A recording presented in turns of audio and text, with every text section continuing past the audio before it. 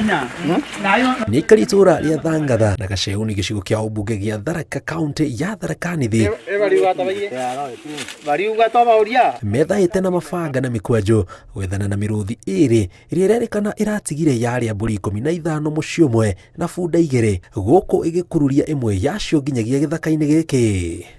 Simba mbili ilikuja usiku mwendo wa saa 6 kwa mama anaitwa Makena na bwana yake Kimathi, ikaua punda 2.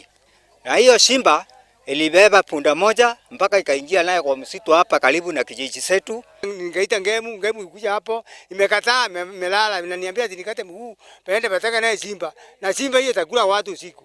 Sasa hiyo ndio shida tuko naye saidizi, tumeita wa serikali batusaidie hata hiyo ngemu iondoe hiyo simba kwa hiyo kijiji. Maugete mĩrũthi ĩyo ĩrĩ ithaka-inĩ cia matũra maya ĩhorerete nĩ kũhũna, makiuga guoya wao mũnene nĩ ciĩko iria igũtabania rĩngĩ cia hũta, makĩũria rũhonge rwa nyamũ cia gĩthaka rwĩhĩkahĩke kũmateithũra. Na iko hapo inalala. Na sio hapa peke yake, hata mbali huko Kasauni ilikula punda 2 na mbuzi 15.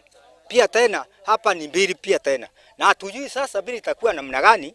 Kwa hiyo simba, watu wa KWS wako hapa, wanalala kwa gari, wanasema ati wanaona mahali iko, wataweka mtego usiku. Hatujui ni wakati gani wataweka mtego wa usiku, na simba ni hatari kwa watoto pia hata sisi. Arĩithia a mahiũ marauga matirakoma makĩmenyaga nyamũ icio ndĩani no irariũnga matũra maya, makiuga maga gũteithio megwĩteithia o ene. Kama wananchi wa eneo hii tunaomba kama serikali haisukui hiyo maneno ya simba, turuziwe kama sisi wakaaji wa huku tutoe kwa kutumia bipanga na misale. Tunatafutana naye tu, tuko tayari tu, tunatafutana na hiyo simba 2.